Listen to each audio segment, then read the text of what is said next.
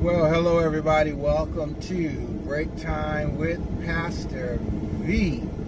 I am so glad you are here today. And I know if you're like me, you are glad the weekend is here. Let me ask you a question.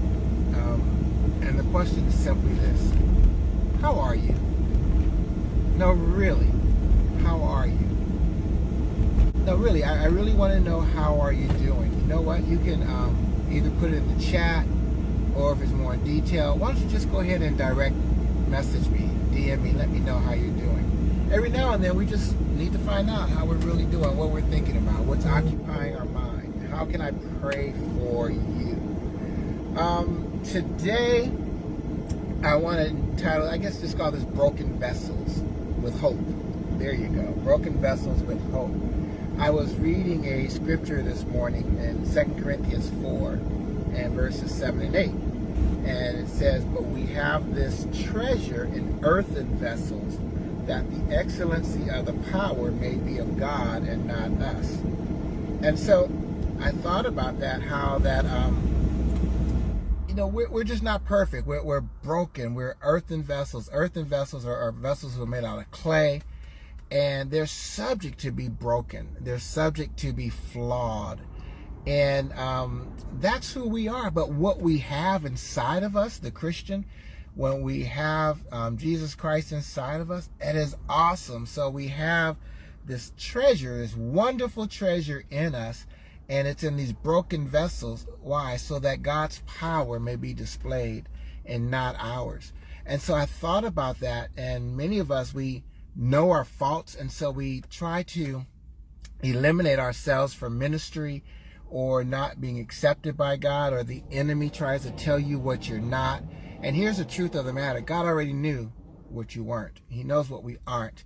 And that's why in his forgiveness, his blood forgives us, makes us new creatures, and sees us as holy. And in that, he calls us to minister, not so that we can minister, but so that he can minister through us, and we can share this power.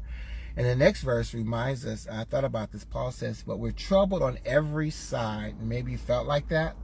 Maybe right now you feel like, hey, it's always something, stuff's coming from everywhere. He says, troubled on every side, but yet not distressed. So there's pressure all around, right? But we don't have to be distressed. He says, perplexed, confused, but not in despair, not without hope. Persecuted, but not forsaken. Cast down, but not destroyed. So I just want to remind you as you go through this weekend that wherever you are, that God is there, that you don't have to be perfect. He already knew that. He already knew what we were and that we aren't perfect, but it's his power that wants to work through us. Imperfection does not exclude you from experiencing God's power. In fact, when we realize our imperfection, when we realize our weaknesses, that's where we experience God's grace and his power. Paul says, you know what? If this is the case, I'm going to boast in my weakness, because it's in my weakness that I'm made strong, that I experience God's power, so that we can testify. It's not of me. It's not me that's working. It's God in us. So I want to encourage you to do what you do for the glory of God. No matter where you are, you don't have to meet this standard of perfection to do it. He already knows. And do it well with all that you have, and allow God to work through you.